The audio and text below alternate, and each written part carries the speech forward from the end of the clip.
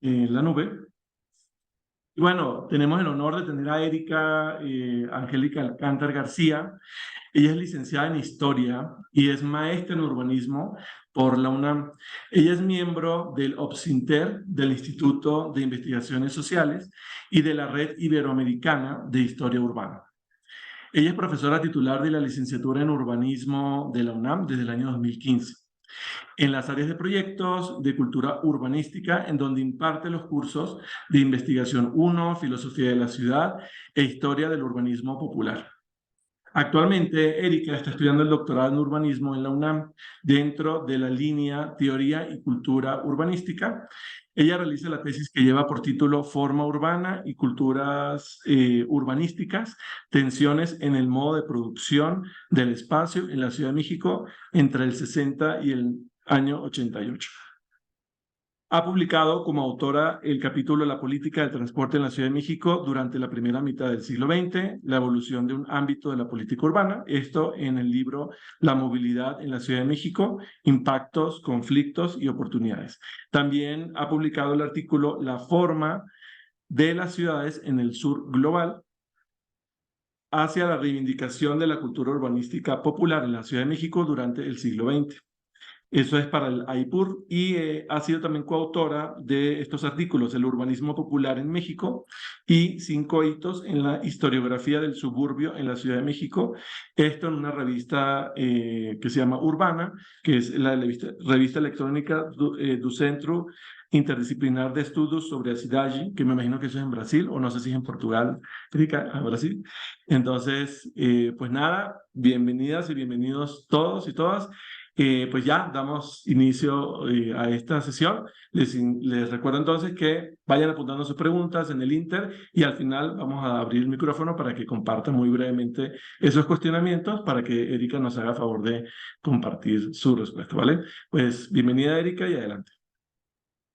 Pues muchísimas gracias, Carlos. Muchísimas gracias también por la iniciativa de la maestra Ana Paulina Matamoros. Agradezco muchísimo que me haya considerado para este ciclo de conferencias que, pues bueno, definitivamente creo que pueden serles muy provechosas, ¿no? En general a quienes están en formación. Y pues bueno, el tema de la perspectiva de género, ¿no? Que es algo con lo que me invitó, me siento muy halagada.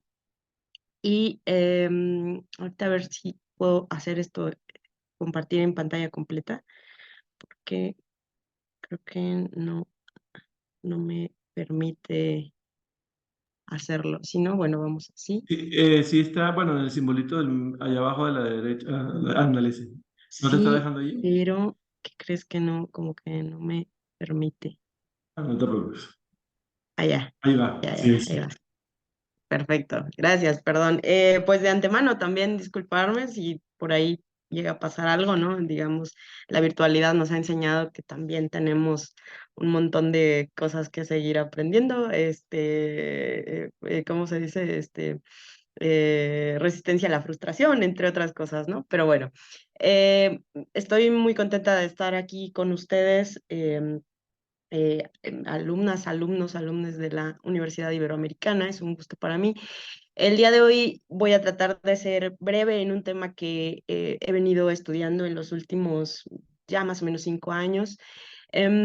Y son en realidad algunas líneas, ¿no? Que por supuesto no están agotadas ni por mí ni por casi nadie, ¿no? O por nadie, pero tiene que ver justamente con cómo hacemos, ¿no? Desde, bueno, incorporar la perspectiva de género en el ámbito de la planeación urbana y en el ámbito un poco más extenso, ¿no? De lo que consideramos la disciplina del urbanismo.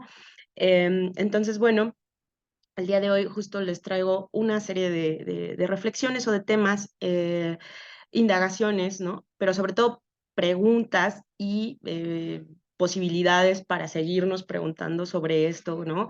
Que es una gran deuda que tenemos en una disciplina que, bueno, pues es muy joven, sigue siendo muy joven, ¿no? Poco más de 100 años. Entonces, bueno, lo que yo les quiero presentar el día de hoy básicamente tiene esta estructura, ¿no? En principio, una serie de aclaraciones que tiene que ver con algunos conceptos que nos pueden ser útiles, ¿no? Pero también como cómo hemos llegado aquí, y va un poco de eso la plática, ¿no? Cómo hemos llegado aquí a que de repente parece que tenemos un nuevo paradigma dentro de los estudios urbanos, la planeación urbana, el urbanismo, la arquitectura, pero ¿cuáles son esos antecedentes, ¿no? Conceptuales, pero también en términos de la investigación.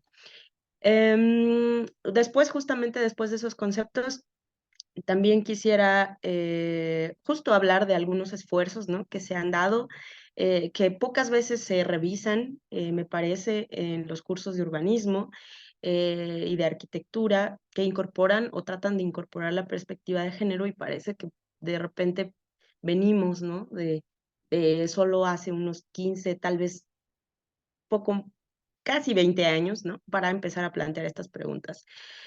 Finalmente, unas reflexiones de hacia dónde vamos, qué se está haciendo, ¿no? En términos de la transversalización de la perspectiva de género en la planeación urbana y el urbanismo, y unas consideraciones finales que más bien esas serán abiertas para todas, todos, todes, ¿no?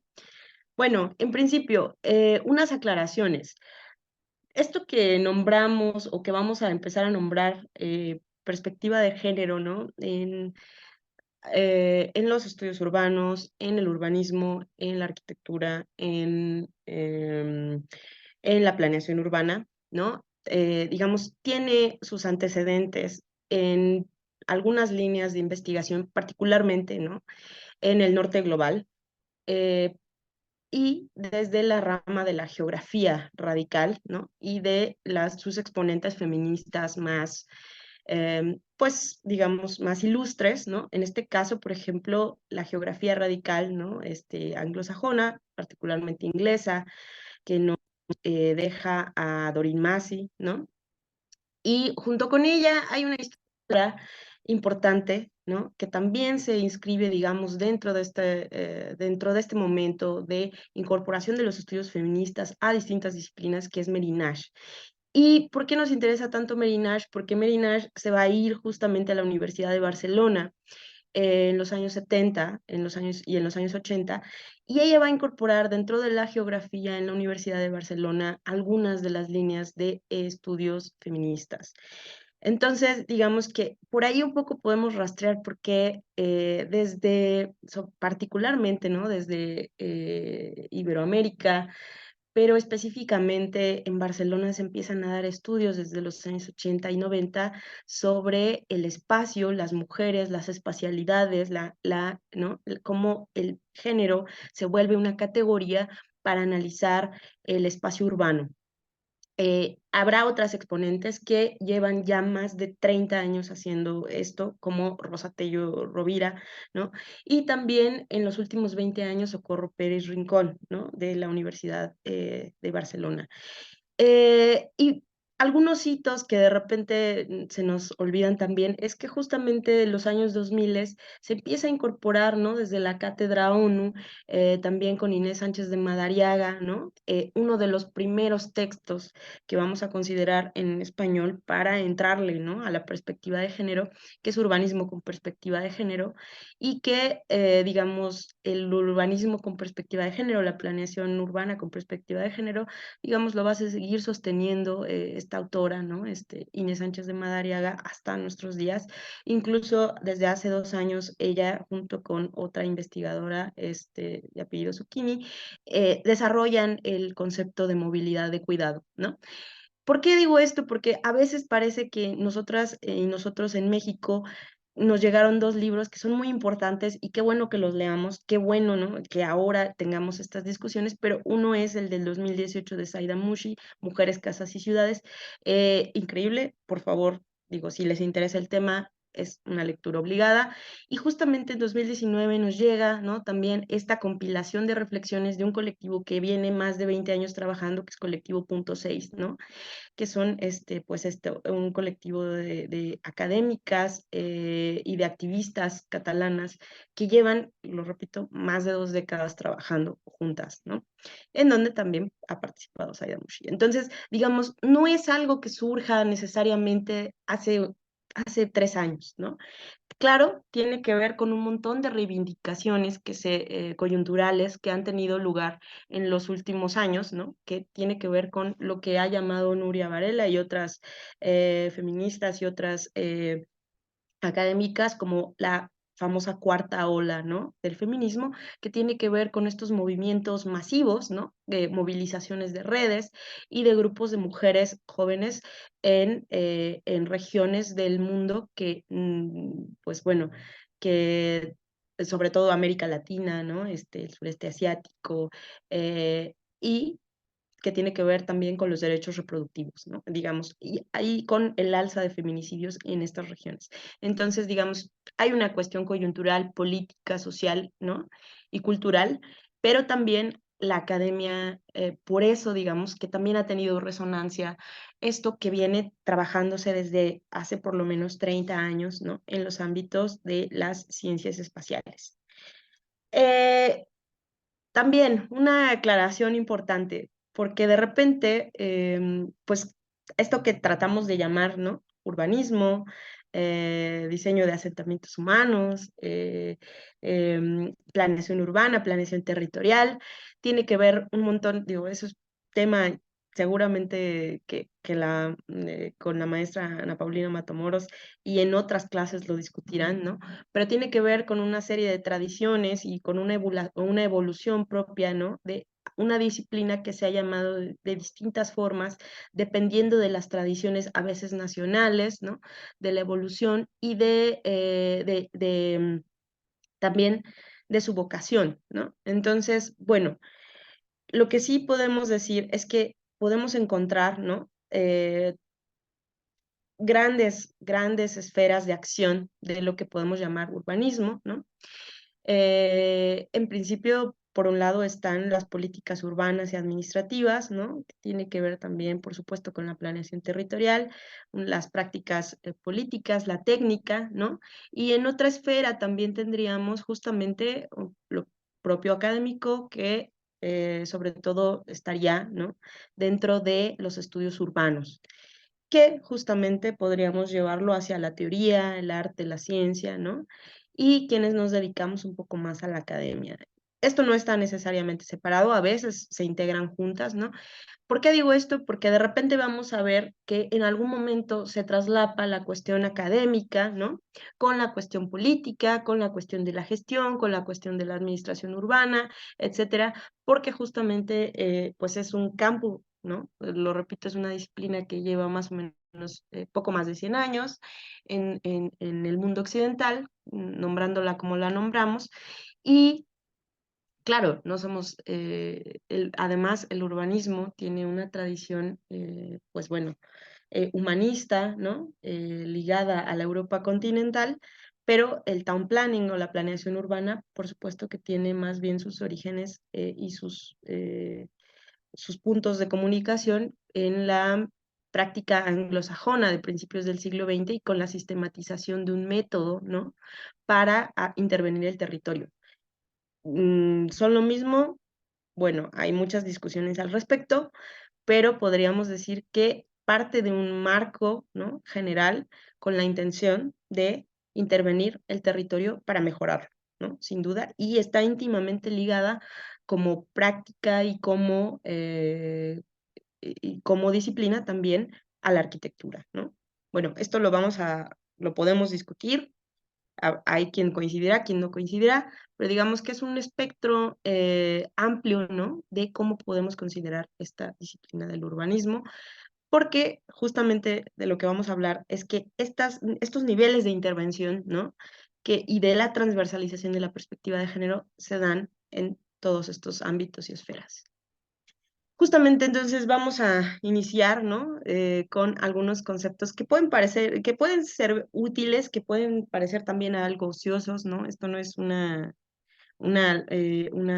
plática, ni mucho menos, ¿no? Para resarcir un montón pues bueno, de dudas que seguramente pueden quedar. Hay muchísimos otros conceptos que podemos revisar, pero bueno, y claro, el género sería una cuestión central, ¿no? Un concepto clave para empezar a platicar, ¿no? de qué hablamos cuando hablamos de perspectiva de género en la planeación urbana, en el urbanismo.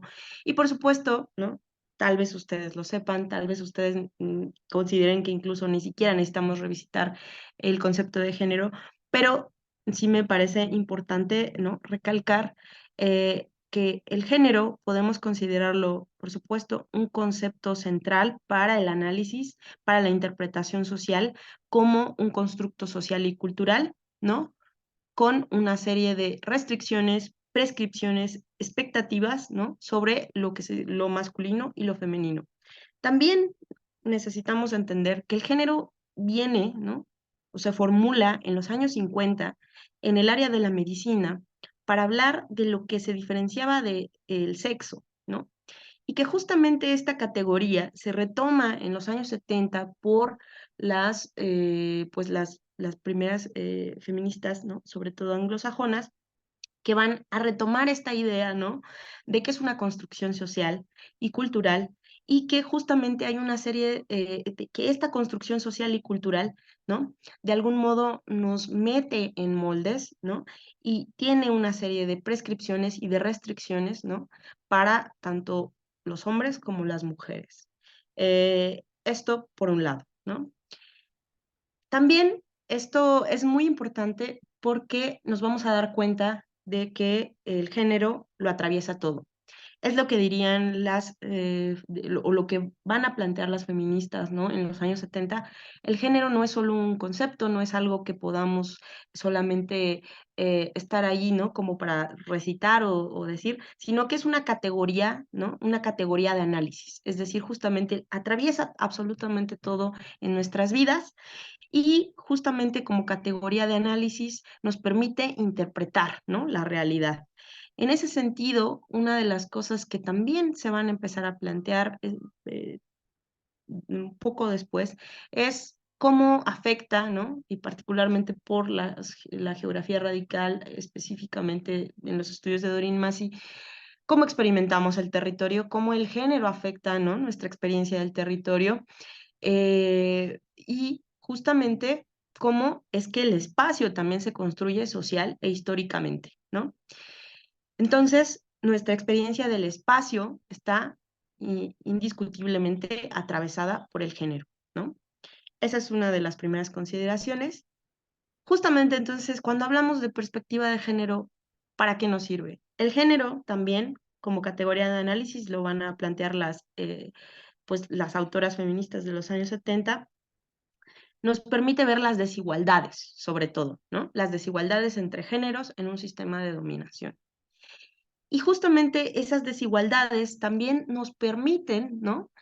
Pensar y preguntarnos qué es lo que necesitan, por ejemplo, en este caso y en ese momento, sobre todo, las mujeres, ¿no? Que habían sido un grupo históricamente, sí, oprimido, pero y olvidado de básicamente todos los ámbitos, ¿no? De la realidad. Entonces, justamente en esta experiencia del espacio, ¿no? Em, diferenciada por el género, podemos encontrar, ¿no? Que hay un diseño que se considera androcéntrico de las ciudades. Este sería otro concepto clave, ¿no? Para empezar a entrarle a la perspectiva de género, que es justamente el androcentrismo. El androcentrismo sería justamente cómo se ha configurado la realidad a partir del punto de vista masculino, ¿no? Cómo históricamente se ha configurado cada ámbito de la realidad a partir del punto de vista masculino y que justamente eso ha excluido a los demás grupos sociales, particularmente a las mujeres, que es como señalaban en ese momento, ¿no? En el último tercio del siglo XX, las estudiosas feministas. En ese sentido, el diseño androcéntrico de las ciudades, ¿qué querría decir? Pues claro que se privilegian las necesidades, ¿no? Los deseos y las perspectivas masculinas de lo que tiene que ser una ciudad, ¿no? De acuerdo a sus cuerpos, de acuerdo a sus formas de trabajo, de acuerdo a sus prácticas, ¿no? De acuerdo a cómo consideran a los otros grupos sociales también. Y en ese sentido, las mujeres históricamente en las ciudades fueron invisibilizadas, particularmente, ahorita lo vamos a ver, pero particularmente en las ciudades industriales, postindustriales, ¿no? y contemporáneas. En ese sentido, podemos entender como perspectiva de género, dice Estela Serret, como una herramienta metodológica que nos permite visibilizar a las mujeres y sus necesidades específicas, así como explicar las condiciones de desigualdad que las atraviesan, ¿no? Es muy importante que consideremos esto. Para nosotros empezar a pensar en incorporar la perspectiva de género, tenemos que tener en cuenta estos dos elementos. Primero, que el género, ¿no?, nos permite ver esas desigualdades históricas que existen entre géneros.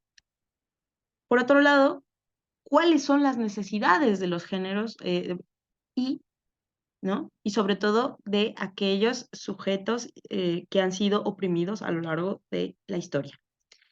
Entonces, un poco a lo que llegamos es que justamente el género tiene una serie de dimensiones que atraviesan, como ya decíamos, como categoría de análisis, muchísimas esferas de nuestra vida y muchísimos ámbitos, psicológico, cultural, social, espacial. Por supuesto, como bien sabemos, ¿no?, y como nos ha dicho también, ¿no?, tanto Henri Lefebvre como David Harvey, ¿no?, como la misma Doreen Massey, la realidad es una y no podemos, tratamos de separarla, tiene que ver con una estructura de pensamiento moderna, ¿no? Pero en realidad, la realidad aparece. ¿Eso qué quiere decir? Que nosotros tratamos, ¿no? Claro, hacemos un esfuerzo por disociar lo social de lo espacial, pero en realidad ocurren al mismo tiempo, ¿no? Un poco lo mismo, lo psicológico, lo cultural, ¿no?, lo emocional, etcétera, aparecen al mismo tiempo y podemos separarlo en ámbitos para entender cómo es que justamente el género atraviesa todos estos ámbitos. Algo que también tendríamos que entender es que justamente hay, en la época moderna, hay una serie de dicotomías con las que funcionamos, ¿no? Y que están, digamos, profundamente, ¿no?, enraizadas en lo que vamos a conocer como la planeación urbana, el urbanismo, ¿no?, incluso la arquitectura, y que tiene que ver justamente con una serie de valores que le asignamos a a cómo organizamos la vida, ¿no?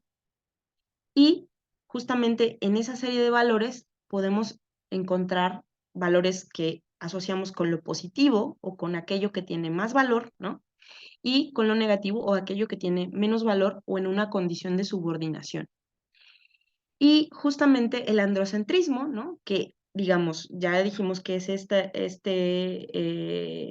esta realidad configurada a partir del punto masculino, tendría mayor valor, ¿no? Es decir, lo masculino, dentro de esta serie de dicotomías que se organiza o que organizan la realidad desde la modernidad, ¿no?, a partir de un pensamiento racional, el androcentrismo y la mirada androcéntrica y lo masculino tendría mayor valor, ¿no? Mientras que lo femenino tendría menor valor. En ese sentido, también separamos la realidad de formas, ¿no?, que, digo, lo hacemos, son operaciones mentales que hacemos eh, de inmediato, ¿no? Porque, pues, cultural, histórica, socialmente, hemos asignado esos valores, ¿no? Por ejemplo, lo formal o lo informal, ¿no? La economía formal, la economía informal, pero también la planeación, ¿no?, los asentamientos irregulares, el espacio público y el espacio privado, la ciudad del campo, digamos,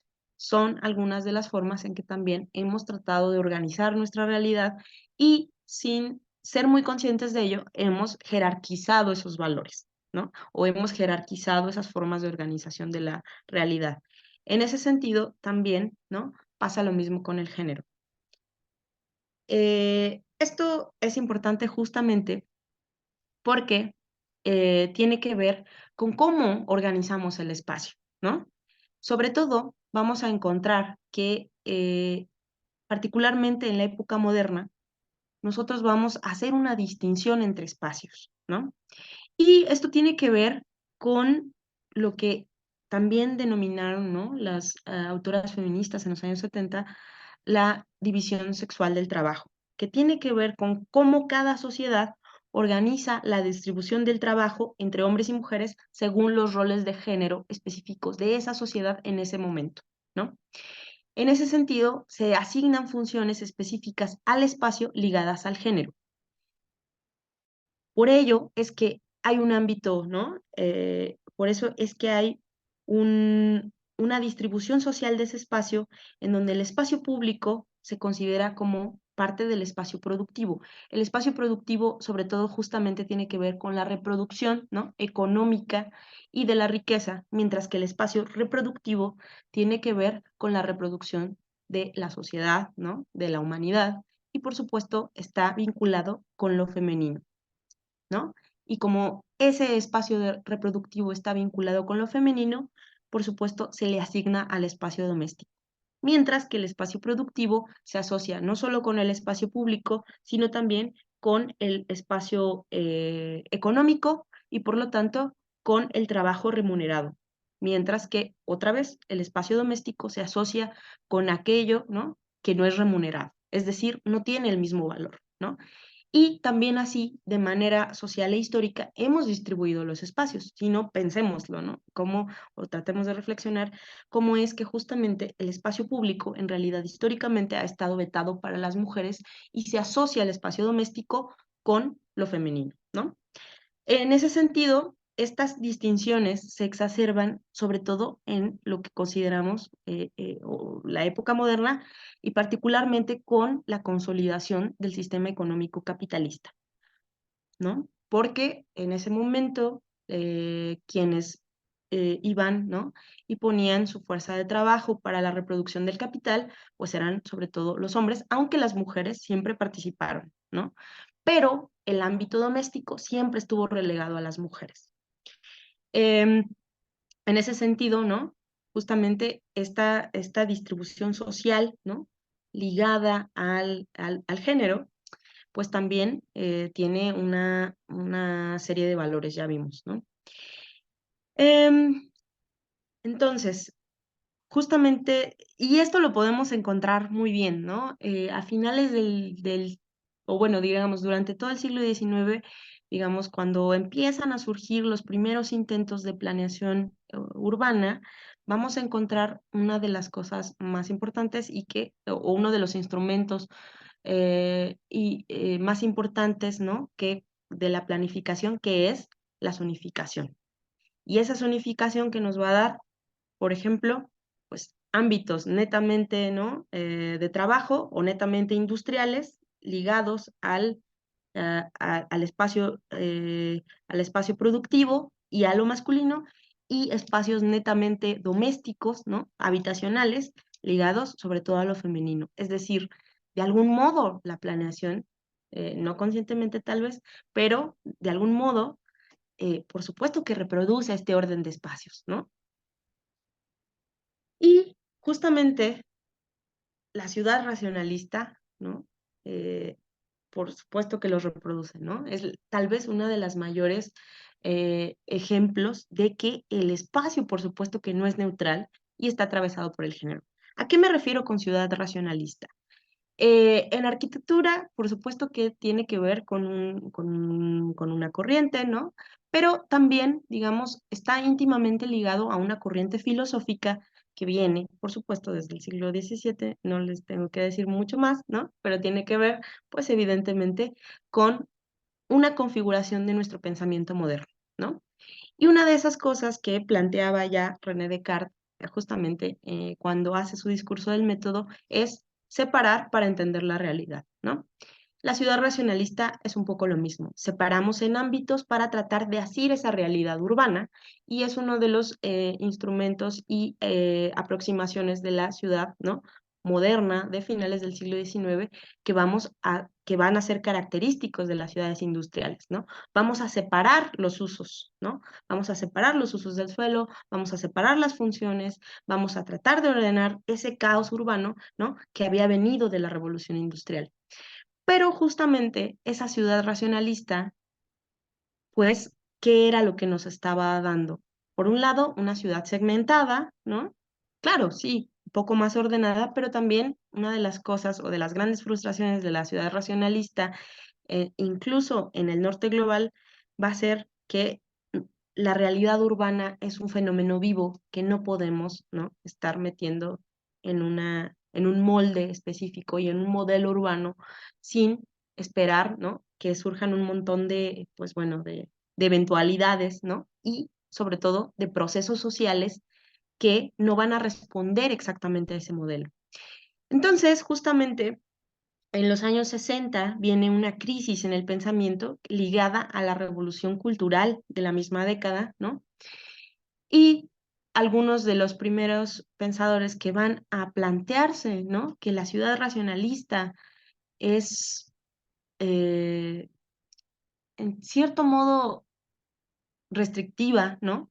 Pero también que no alcanza, ¿no? Para satisfacer las necesidades y las realidades, ¿no? De las ciudades industriales y postindustriales van a ser, ¿no? Personas ligadas, pues bueno, sí, a los estudios en el norte global, como Henri Lefebvre, Jane Jacobs o François Troy, ¿no? Que, bueno, están los últimos dos franceses y la primera canadiense y estadounidense, ¿no? Pero ¿por qué es importante esta crítica que hacen, ¿no? En donde justamente una de las cosas que dicen es, están reduciendo la ciudad a una serie de funciones y esa separación de funciones destruye la vida urbana, ¿no? Eh, Porque en ese momento también se empieza a plantear otra forma, ¿no? De pensar a las ciudades. ¿Quiénes viven en la ciudad?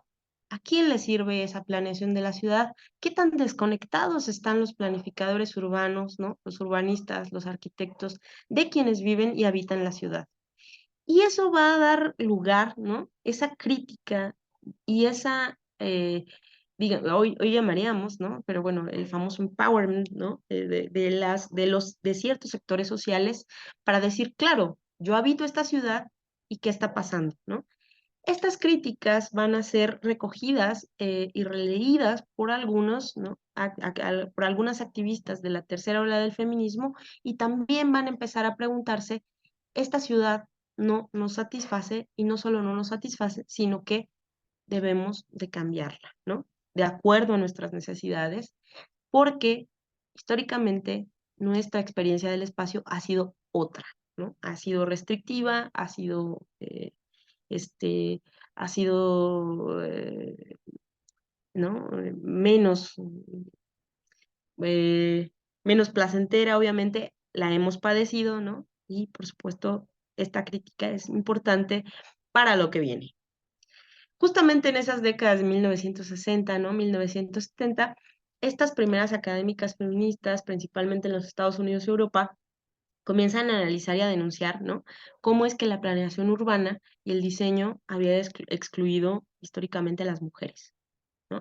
Podemos hablar de bastantes autoras, pero algunas de ellas pueden ser Dolores Hayden, Mary Nash, Gwendolyn Wright, Doreen Massey, ¿no? En donde se van a empezar a dar cuenta de que algunos de los temas que están ligados a esas necesidades específicas de las mujeres y a esa opresión, ¿no? Y a esa experiencia diferenciada del espacio tienen que ver con la vivienda, la movilidad, la seguridad, la propiedad de la tierra, el acceso a los servicios y al empleo. Es decir, las mujeres experimentaban la ciudad de una manera muy distinta y había que analizarlo de acuerdo a esa experiencia distinta, ¿no? Entonces, justamente, ¿qué podríamos hablar del urbanismo con perspectiva de género y el urbanismo feminista? Hace ya bastante, creo que les compartieron un texto que justamente es con el que yo realicé algunas reflexiones y hacía yo una diferencia entre el urbanismo con perspectiva de género y el urbanismo feminista, en donde el urbanismo con perspectiva de género eh, yo lo vinculaba sobre todo con la intervención de organismos internacionales o de instituciones, entidades nacionales o locales para incorporar esos esfuerzos, ¿no? De la perspectiva de género dentro de proyectos, dentro de planes, ¿no? Etcétera. Y el urbanismo feminista como aquel que venía desde abajo, ¿no? Desde esta crítica de las habitantes, de las activistas, de las académicas. Ahora no estoy tan segura de esa diferenciación que hago, ¿no? Pero bueno, es parte de la reflexión. Eh, Pero lo que sí es verdad es que hay una necesidad importante por involucrar a todos los sectores en esto, ¿no? Y al final lo retomamos porque va a ser importante para que hablemos de la transversalización de la perspectiva de género.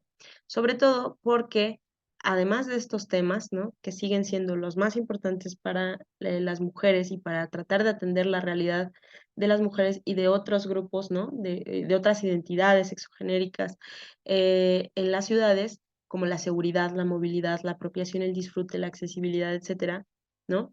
También, pues bueno, siguen siendo una de las cosas necesarias a incorporar en tratados internacionales, ¿no?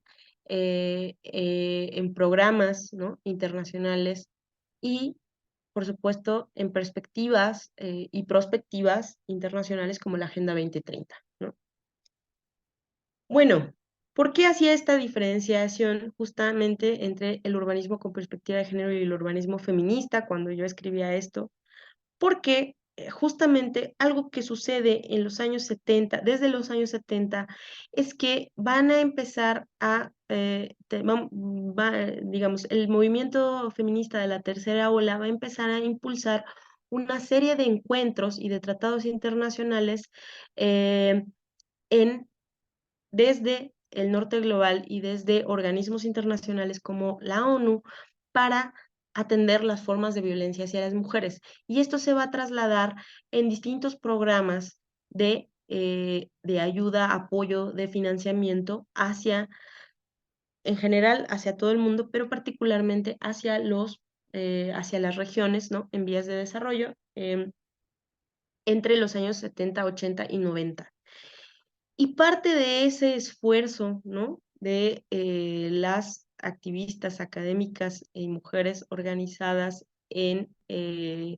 digamos, por la vía institucional, va a ser lo que se va a llamar el gender mainstreaming, ¿no? Que va a surgir más o menos en los años 80, pero se va a plantear de lleno y se va a incorporar en las políticas públicas y en distintas legislaciones, sobre todo en Europa y los Estados Unidos, en los años 90.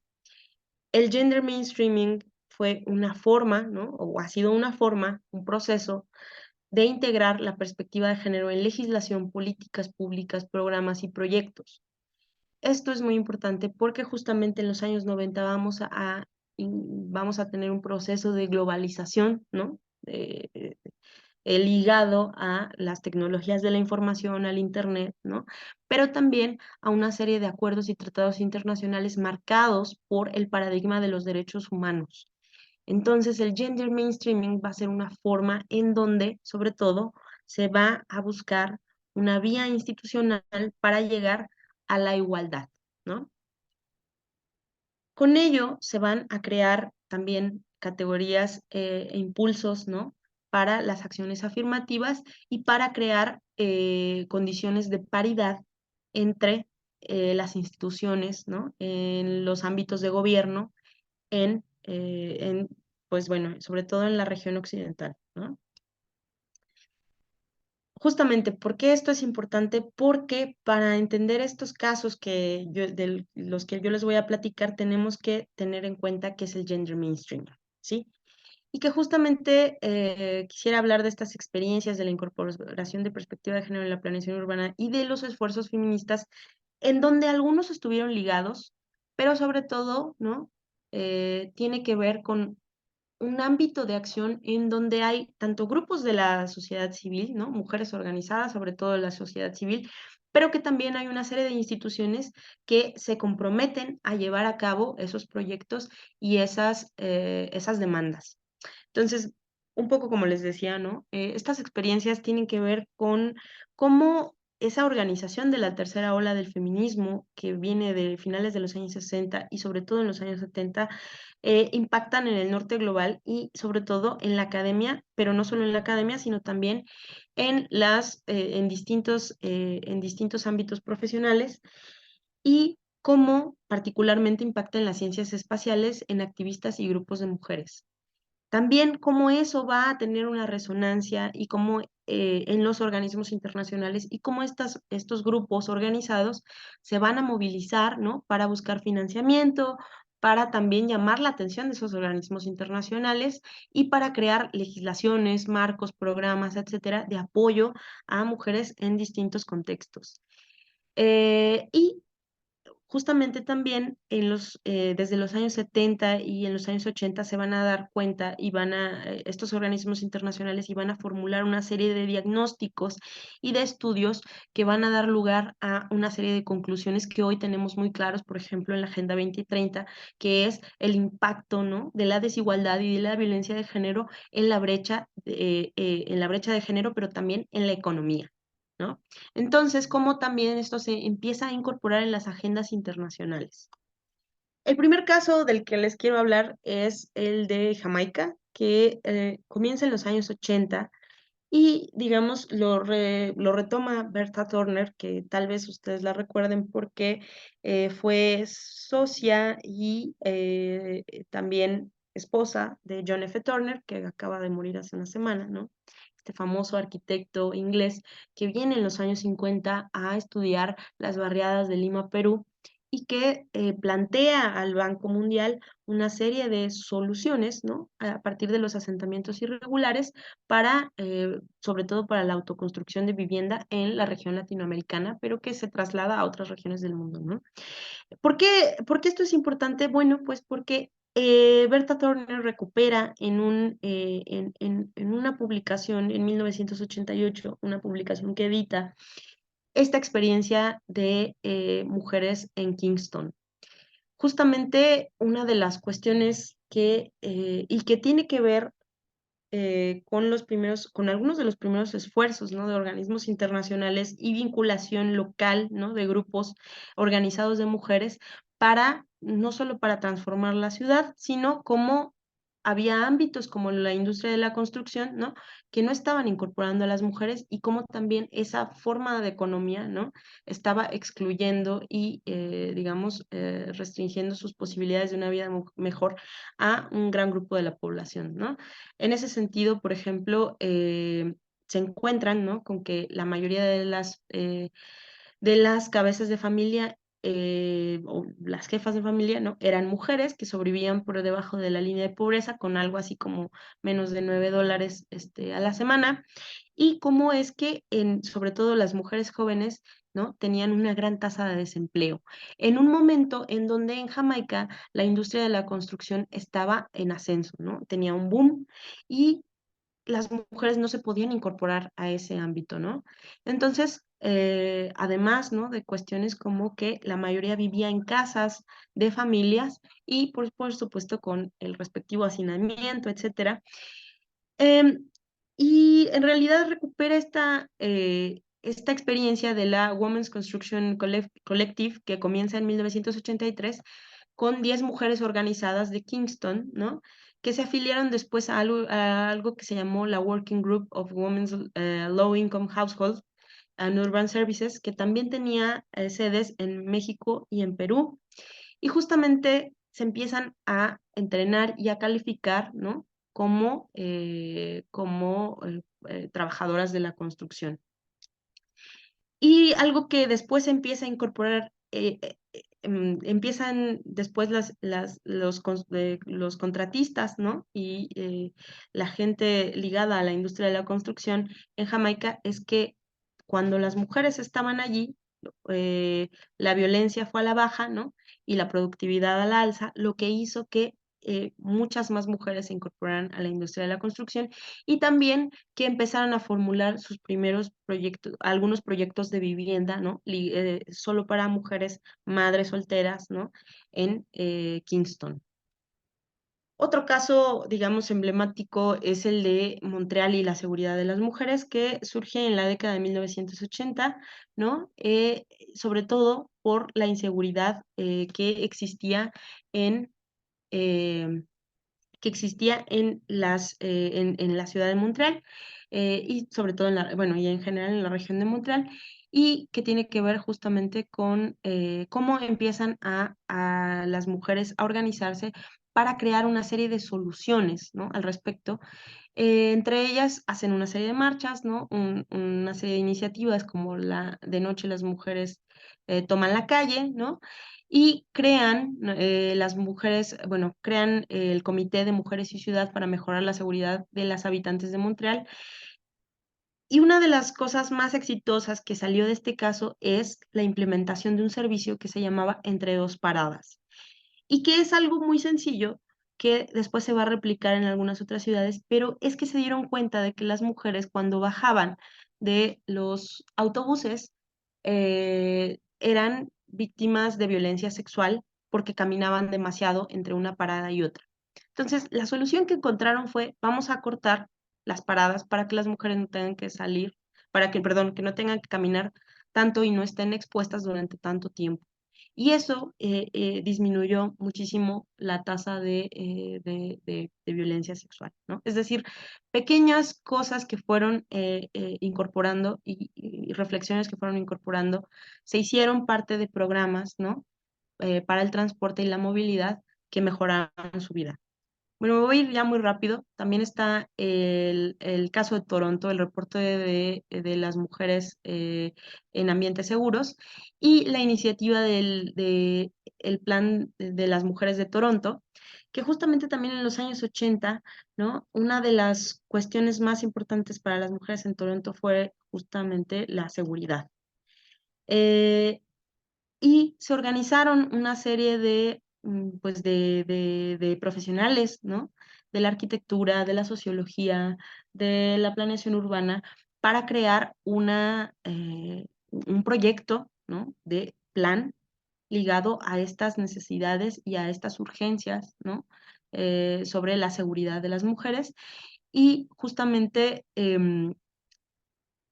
una de las grandes enseñanzas o de las grandes aportaciones de este plan de Toronto de las mujeres es que muestra por primera vez una de las metodologías que vamos a seguir viendo, ¿no? En otros proyectos de intervención participativa que podemos rastrear hasta ahora, ¿no? Justamente desde una perspectiva que hoy llamaríamos interseccional, antes de que lo hubieran nombrado en el año 89, 91, Crenshaw, ¿no? Pues bueno, ya consideraba una población diversa y también esa serie de necesidades, pero cosas, ¿no? Importantes como qué les desagradaba, qué les gustaba, qué les gustaría ver en la ciudad, ¿no? Que se empiezan a incorporar. El caso de Viena es tal vez el más exitoso, ¿no? Que desde los años 90, justamente dentro de este marco del gender mainstreaming, se incorporan expertas en planeación con perspectiva de género y que han coordinado más de 60 proyectos piloto en la ciudad, ¿no? De hecho, la Oficina de las Mujeres sigue trabajando hasta el día de hoy, ¿no? Dentro del ayuntamiento como parte pues bueno, de la implementación e intervención de la planeación urbana con perspectiva de género. Y se han hecho, bueno, desde distintos ámbitos, pero una de las primeras reflexiones fue sobre el espacio público, ¿no? Y particularmente sobre los parques, porque las mujeres no estaban tanto en los parques como sí sus contrapartes masculinas, y una de las cosas de las que se dieron cuenta es que, bueno, las mujeres caminaban más, ¿no? Esto también se trasladó a la ciudad y se hicieron incluso, pues bueno, adecuaciones a las banquetas, ¿no? Que fue algo tan básico, pero muy enriquecedor para la experiencia de la mayoría de las mujeres que se dieron cuenta que además caminaban durante más tiempo que los hombres, ¿no? En la ciudad. Esta es una experiencia también muy interesante del mapa de la ciudad prohibida, sobre todo en distintas regiones de España, particularmente en el País Vasco, y cómo se plantea un modelo teórico metodológico y de mapeo participativo para integrar la percepción de inseguridad de los espacios de la ciudad de las mujeres, ¿no? Para mejorarlo. Y es algo que ahora se ha promovido, bueno, desde hace ya, me parece que 10 años se ha promovido como parte de una política pública y como, digamos, incluso se han hecho actualizaciones, ¿no? Y tiene un financiamiento aprobado, sobre todo en la región del País Vasco, ¿no?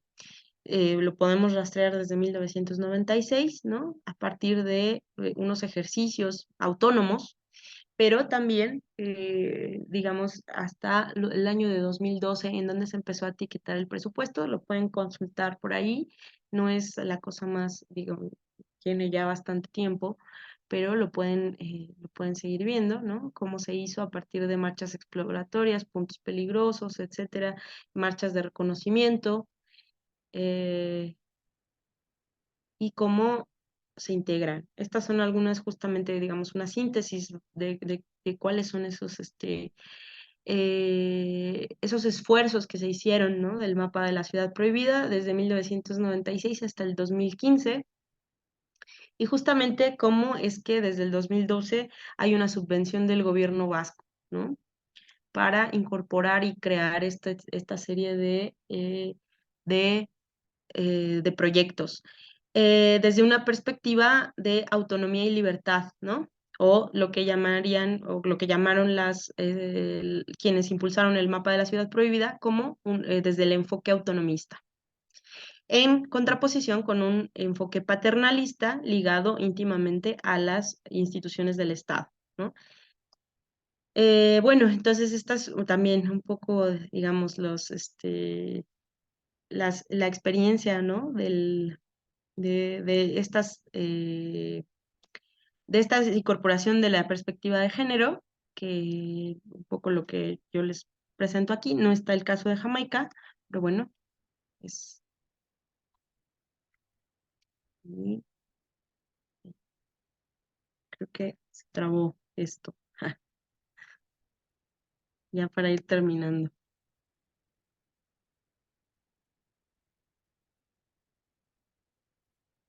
A ver si responde para, perdón, para ir cerrando.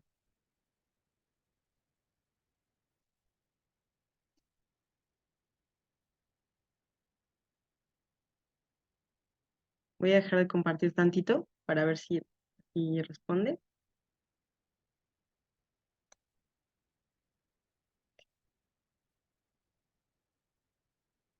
Creo que ya fue la presentación.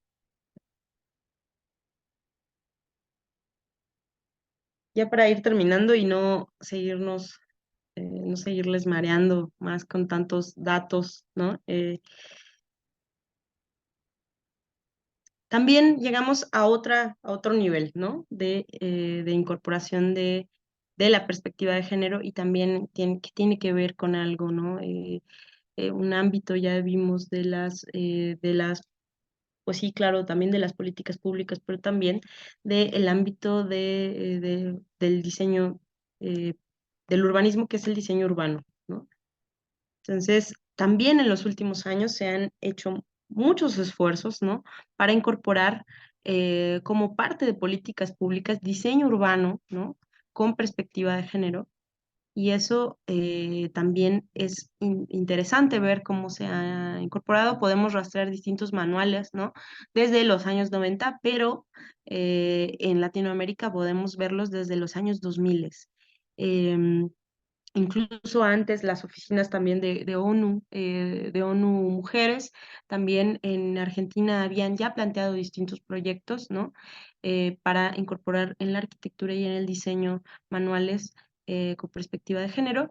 Y bueno, estos son solo algunos, ¿no? De los que hay, y algunas de las conclusiones a las que llegan casi todos los manuales, que no son recetas, ¿no? Hay que decirlo siempre, no son recetas, pero tiene que ver con la percepción de inseguridad y con las cuestiones o los elementos básicos, ¿no? De alumbrado, de pasos seguros, de vegetación, ¿no? De iluminación, y para, para mejorar la vida y la experiencia de las mujeres. Otra cosa interesante, en Latinoamérica particularmente, ¿no? No tenemos o no hay una lectura de esa incorporación de la perspectiva de género en los procesos de urbanización popular, ¿no? Es algo que queda pendiente por allí, porque las mujeres han estado al frente de la organización, la gestión, los cuidados y los procesos de urbanización popular en las ciudades latinoamericanas, que, pues bueno, rebasan o llegan, ¿no? A más del 50% en nuestra región. También, bueno, algo pendiente es la academia. La academia está íntimamente ligada a los impulsos de las políticas públicas, tienen resonancia en las políticas públicas, aunque no se vea, aunque no se crea, pero si nosotros revisamos la legislación cuando se incorpora la perspectiva de género, sí que revisan las propuestas conceptuales y teóricas de muchas académicas y no dan cuenta de ello muchas veces, pero sí que se incorporan. Entonces también dónde están, ¿no? Entonces, llegamos un poco ya para finalizar. ¿Qué es esto? Hay un nuevo paradigma en la planeación urbana y el urbanismo, podríamos llamarlo así.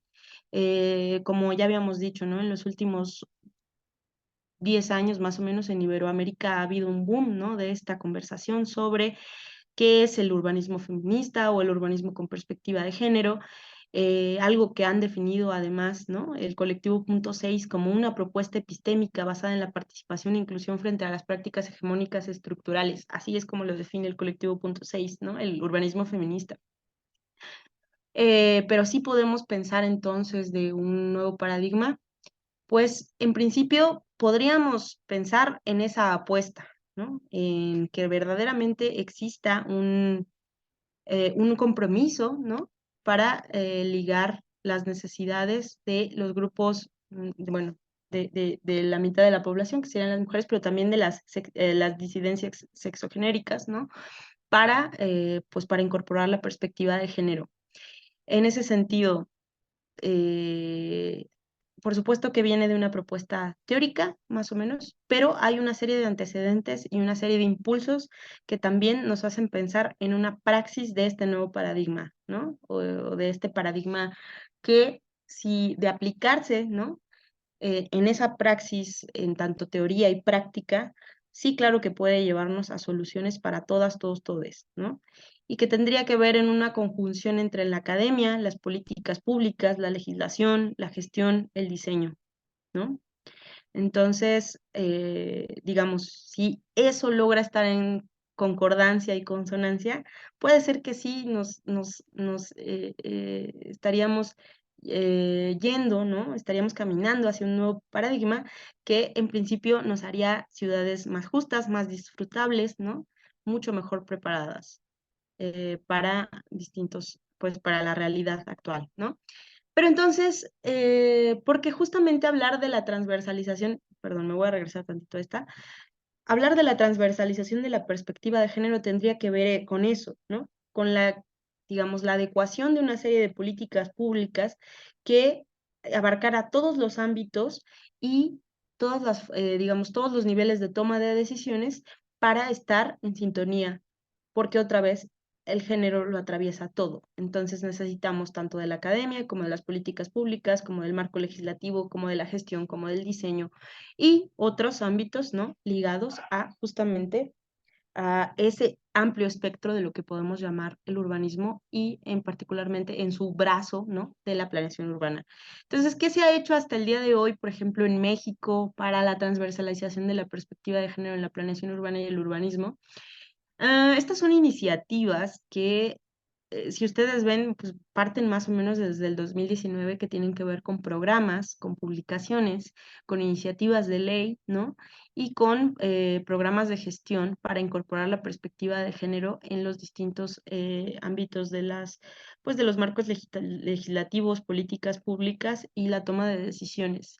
Y hasta el momento no ha habido cosas muy concluyentes. Muchas cosas se siguen trabajando, se siguen incorporando, pero bueno, en principio ya es una mejora que podamos hablar de esto, ¿no? De una primera cronología o de una cronología que incluso bueno, también hay instituciones, ¿no? Que la marcan desde 2013 más o menos, pero en realidad yo creo que pues las experiencias más contundentes son algunas de estas y habrá que seguir viendo, ¿no? Cómo se incorporan justamente en los distintos ámbitos de la planeación urbana. Entonces, otra vez, les decía, es importante este espectro, ¿no? De lo que llamamos el urbanismo, para hablar de cómo transversalizamos la perspectiva de género, cómo hacemos, ¿no? Que justamente, pues bueno, crear condiciones más justas para las personas en general particularmente para los grupos oprimidos históricamente, como las mujeres y las disidencias sexogenéricas en los ámbitos de la planeación urbana, pues primero tomando en cuenta, ¿no?, que hay una serie de actores sociales, ¿no?, en este caso, de profesoras, académicas, autoras, activistas, ¿no?, tomadoras de decisiones, pero también de personas dentro de la política urbana, y que tenemos que pensar, ¿no?, que se tienen que incorporar, primero revisar, ¿no?, a estas autoras, pero también considerar que tiene que haber paridad, ¿no?, en los ámbitos de toma de decisiones, que tiene que haber justamente un suelo, digamos, un suelo más parejo a partir de acciones afirmativas, ¿no? Y sobre todo recordar que esas acciones afirmativas son elementos o acciones ligadas a mecanismos de equidad, ¿no?, para transitar a la igualdad, y no solo a la igualdad como un principio, sino a la igualdad sustantiva, ¿no?, para que opere en la realidad en nuestras ciudades. Y pues muchas gracias, eso sería todo. Eh, es- Digo, yo sé que es mucha información y es un paseo muy rápido. Una disculpa por a veces tanta ambigüedad o poca profundidad en algunos temas, pero bueno, es algo que da para mucho y que podemos seguirlo revisando en conjunto, ¿no? Muchas gracias. Muchísimas gracias, Erika. Y pues nada, vamos a abrir ahora el espacio para hacer preguntas y respuestas. Si les parece bien, podemos hacer la de levantar la manito electrónica para ir viendo y dar la palabra. Y también, bueno, perdón, aquí dice la profesora Carolina Aguilar, si puedes mostrar otra vez la bibliografía. Y bueno, mientras vas mostrando esto, entonces, bueno, se abre el micrófono. Déjenme nada más darles la posibilidad, pero por favor levanten la mano para saber quién quiere participar y en función de eso ya vamos justamente dando la palabra. No sé si puedes colocarlo en modo presentación, Erika, para que se vea más grande. Por favor, mientras... Muchísimas gracias. Entonces, y también si se sienten más cómodas y cómodos de plantear sus preguntas por acá, por el chat, también está habilitado el chat por si lo quieren hacer, ¿no? Y mientras llegan las preguntas o inquietudes, Erika, te quería preguntar en relación a o sea, me llamó la atención lo que platicabas un poco del tema que en esta parte de, bueno, de Europa, Barcelona tuvo como un rol muy importante en términos de empezar a poner sobre la mesa esta discusión. Y quería preguntarte en particular, ¿qué ocurrió en Barcelona para que se detonara esa reflexión, esa crítica? Y también si tú nos pudieras platicar un poquito sobre el tema de lo de la geografía radical. O sea, si puedes ahondar un poquito más a qué nos referimos con esto. Claro, gracias, Carlos. Como decía, un poco podemos rastrearlo a partir de esta influencia de Mary Nash, ¿no?, y algunas de sus discípulas, pero lo cierto es que también, digo, pensándolo, digamos, dentro de las olas del feminismo, ¿no?, pues también Barcelona tiene una serie de agrupaciones muy importantes de mujeres, ¿no?, y sobre todo de mujeres ligadas a los movimientos de vivienda, ¿no?, de inquilinato, que por supuesto, digamos, tiene una consonancia con ¿no?, esta vocación académica activista ligada a las necesidades, ¿no?, específicas de las mujeres en la ciudad. Entonces, digamos, por un lado estaría esta vertiente académica, ¿no?, y esta herencia, digamos, del feminismo ligado bueno, al feminismo de la tercera ola y a la crítica, ¿no?, de las ciudades, de la construcción histórica de las ciudades desde una perspectiva androcéntrica, y cómo esto llega, ¿no?, a algunas discípulas de Mary Nash, pero también justamente esto, ¿no? Hay una serie de movilizaciones que ya existen dentro de la ciudad para los años 70, 80, 90, y también, ¿no?, la acogida de una institución robusta como la Universidad de Barcelona, pero que digamos que llega también a hacer eco de una serie de movilizaciones que ya tenían lugar, ¿no? Desde los años 90 también, digo, después del modelo Barcelona, pues también hay una serie de movimientos importantes, ¿no?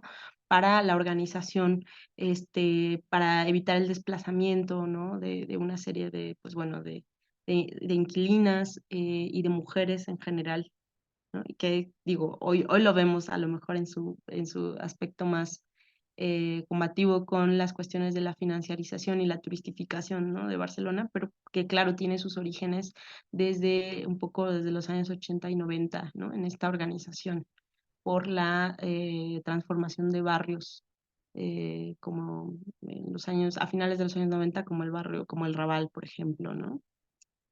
Pero un poco por ese lado. Y la geografía radical, digamos, se ubicaría en esta, en, digamos, en la influencia marxista o neomarxista, ¿no? Que tiene una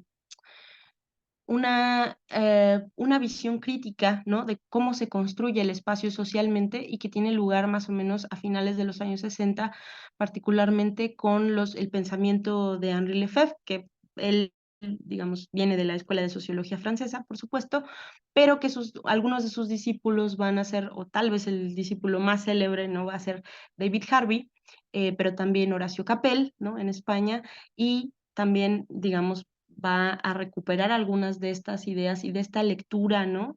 De la construcción social e histórica del espacio, ¿no? Doreen Massey, ¿no? Entonces, la geografía radical, un poco lo que plantea en ese momento es justamente esto, ¿no? El espacio se construye social e históricamente y es un ámbito de la realidad, ¿no? La dimensión espacial y necesitamos incorporarla, ¿no?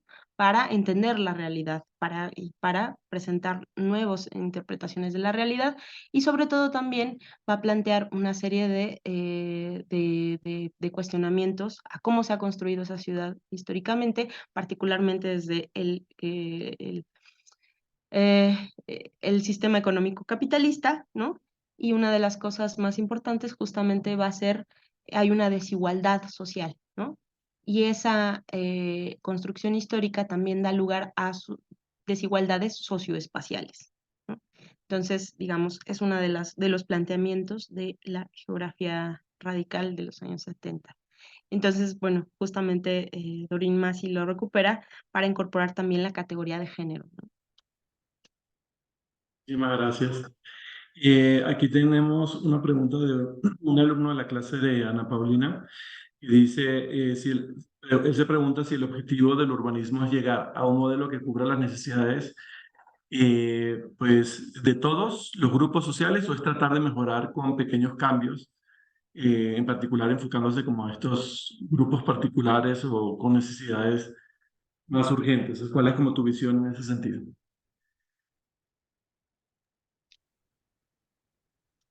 En realidad, yo creo que es por eso que necesitamos de todos los ámbitos, ¿no? Necesitamos así como la organización de pequeños grupos, ¿no?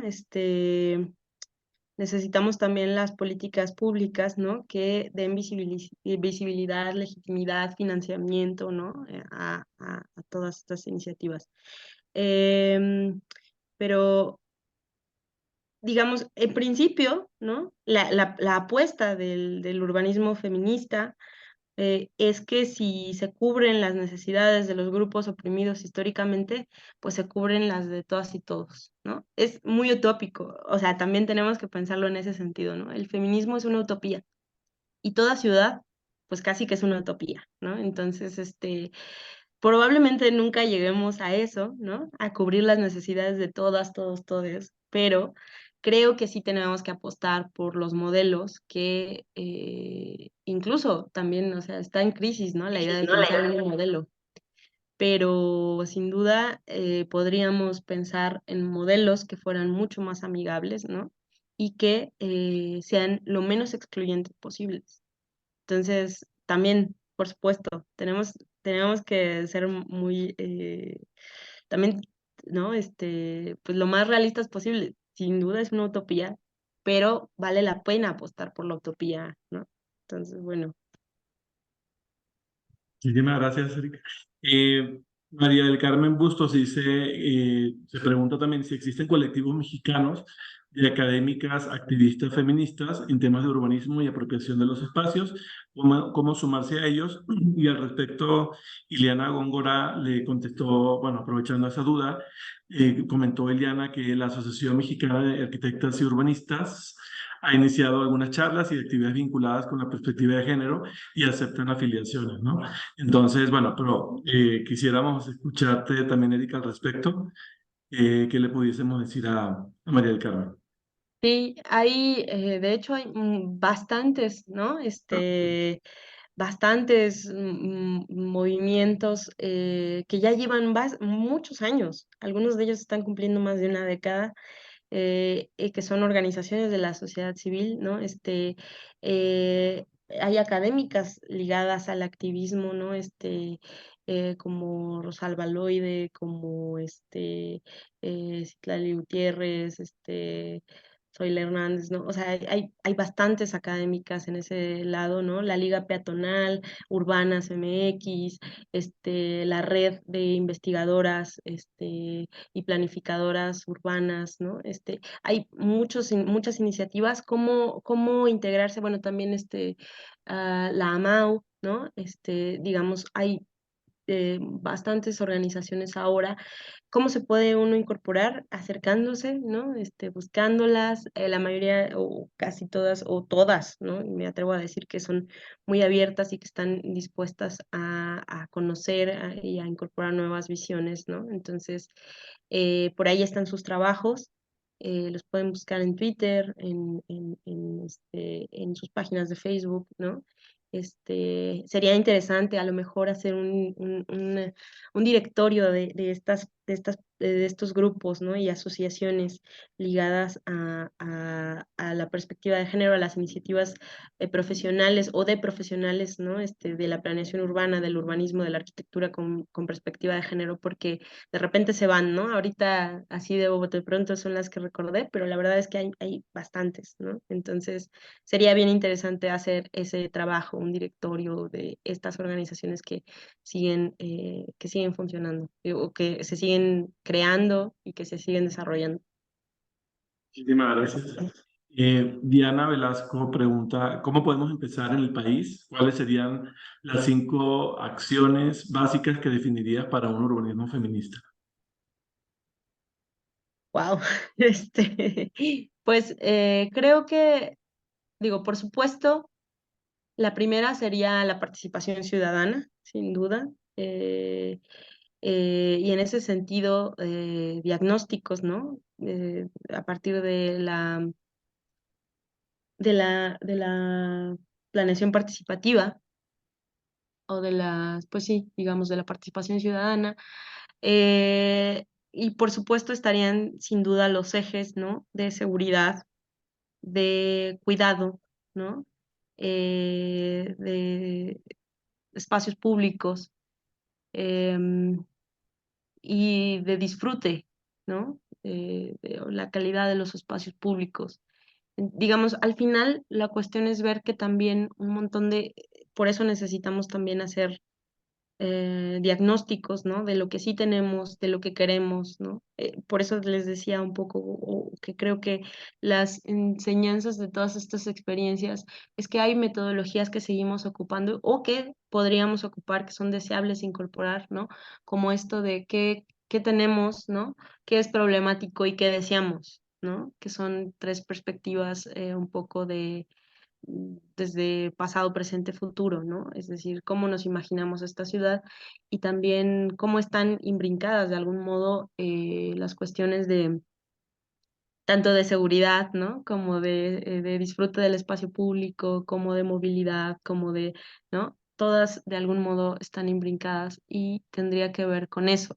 Digamos, si un espacio público es transitable, es seguro, está bien conectado, se pueden establecer elementos de cuidado, ¿no? Creo que esas serían como experiencias que nos permitiría establecer cuál serían, ¿no? Elementos de un urbanismo feminista y sobre todo de espacios seguros, ¿no? Para todos los grupos.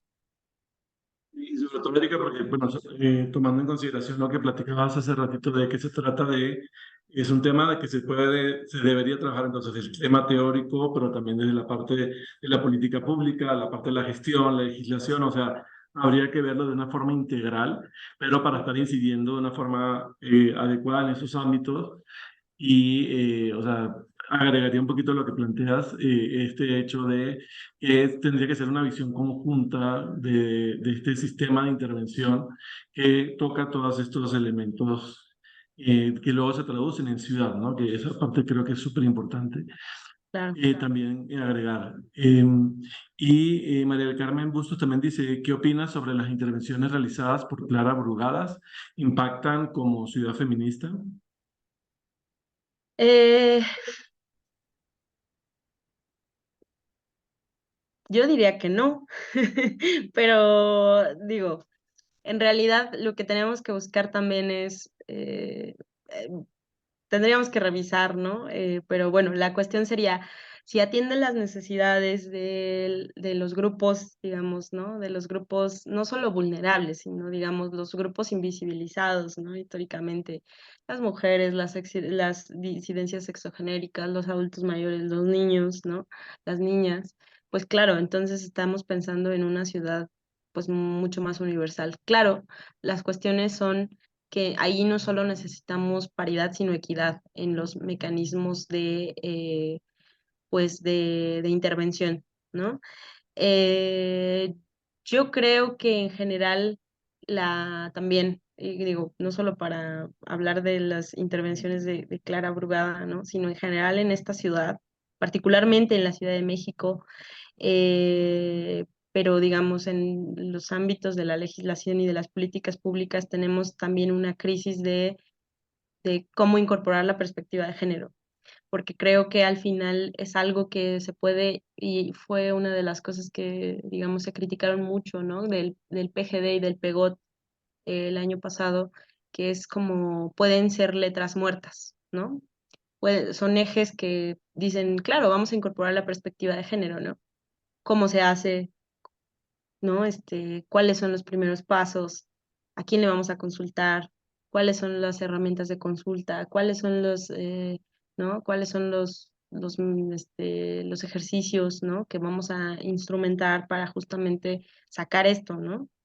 Y no hay muchas respuestas al respecto. Sí hay que decir, hay gente muy preparada dentro por ejemplo, de los ámbitos de las distintas dependencias, ¿no? Institucionales para atender la planeación urbana y que sí tienen formación en perspectiva de género, ¿no? El problema es que tanto en las políticas se puede ver su mano, ¿no? Su pluma, su incorporación. Entonces, puede ser que sí haya una intención de incorporar la perspectiva de género, pero ya en la toma de decisiones y quién implementa, ¿no? Los programas, los proyectos, todo eso, ahí puede ser que sea a lo mejor uno de los puntos clave, ¿no? Para la verdadera instrumentalización de la perspectiva de género y la verdadera incorporación, porque a veces quienes tienen, ¿no? La última palabra, puede ser justamente a quien más necesite la, pues, sensibilización en perspectiva de género, ¿no? Entonces, bueno, a lo mejor sí tiene alguna iniciativa, pero cambian muchas cosas, ¿no? Al final las cuestiones políticas, la monumentalidad y otras cosas, pues siguen siendo parte del juego político que bien conocemos, ¿no? Entonces, a lo mejor sí hay por ahí alguien en el equipo que sin duda quiera incorporar cosas, que quiera, ¿no? Pero es difícil saberlo, ¿no? Lo mejor que podemos saber es si hay mujeres en el espacio público, si hay niñas y niños en el espacio público, o en los espacios que se planteen, ¿no? Por ejemplo, en las utopías de Iztapalapa, si hay, pues entonces algo se está haciendo bien. Creo que justamente es esa parte como de empezar a visibilizar esos esfuerzos. Por ejemplo, lo que hablas ahorita del directorio, creo que es algo fundamental que se tendría que estar trabajando. Y, por ejemplo, o sea, ahorita que decías, no, es que muchas de las tomas de decisiones vienen a lo mejor de personas que ahorita no están preparadas en el tema, ¿no? Eso yo creo que es clave y también es, a lo mejor, no, o sea, nos desparaliza un poco también reconocer que podemos empezar desde nosotros mismos, ¿no? O sea, por ejemplo, a mí me llama la atención que en esta sesión que estamos, básicamente hay dos hombres nada más de veintitantas personas, o sea, menos del 10% de los asistentes somos hombres, y eso dice un poco también del interés que hay sobre este tema. Aquí en la Universidad Iberoamericana nos han dado cursos para tener lenguaje incluyente a los profesores, al personal administrativo, y también han habido cursos para hacer investigación con este enfoque. Pero creo que también sí valdría la pena como empezar a incidir como por otro lado, con otro lenguaje, no necesariamente institucional y académico, para empezar a hacer que del lado nuestro, por ejemplo, Ana, Paulina y yo que estamos dando clases, igual que Karen Aguilar, Maite, otras profesoras que están acá, justamente como que tenemos una posibilidad de incidencia, pero habría que ver también como de abajo hacia arriba cómo se puede hacer esto, porque me preocupa mucho que desafortunadamente mucha de esta eh, posibilidad de intervención en el sistema va a depender de autoridades que a lo mejor no tienen por aquí eso en su agenda. Y la idea es que esto se convierta parte de la agenda pública, la agenda urbana de una ciudad. Entonces, yo creo que es bien interesante que nos planteemos todos cómo le podemos hacer para desde abajo hacia arriba empecemos a hacer incidencia, ¿no? Y no esperar que llegue la solución en vertical. Y bueno, ya por temas de tiempo, nada más comento dos comentarios adicionales que están acá. Maite García, agregando un poco a la inquietud de qué organizaciones trabajan sobre este tema, y me refiero a que trabajen con el enfoque de género. Maite García, por ejemplo, dice que está la red Mesoameri-K-A-A-B, o sea, Mesoamerica, como una posible opción. Y en el caso de Ujú. Carolina Aguilar, dice que el diseño es una toma de poder de quién está incluido. Y ella dice aquí Claro. que habrá que abrir la conversación a fluidez de género, donde se incluyan a todos, por ejemplo, los baños que deben incluir a todas las identidades, ¿no? Entonces, Sí. creo que hay Esa es mucha una, tela por recordar. Sí, Sí, adelante, por favor. esa es una discusión que yo creo que está pendiente, cómo pensar también, ¿no? Desde las herramientas conceptuales que tenemos, las discusiones actuales, incorporar las voces. Claro, como yo decía, ¿no? En los años 70 se planteó esto, pero sin duda que hoy tenemos otras necesidades y otras discusiones y también, afortunadamente, otros marcos conceptuales que nos ayudan a pensar y repensar, ¿no? Entonces, por supuesto, podemos pensarlo desde esta forma también desde el ámbito anglosajón ha habido nuevas perspectivas, ¿no? Que nos hablan solo también de planeación heterosexista, ¿no? Puede ser una vía, ¿no? Cómo incorporamos a todas, todos, todes, sin duda, ¿no? Tenemos que pensar en esa forma que sea lo más incluyente posible, ¿no?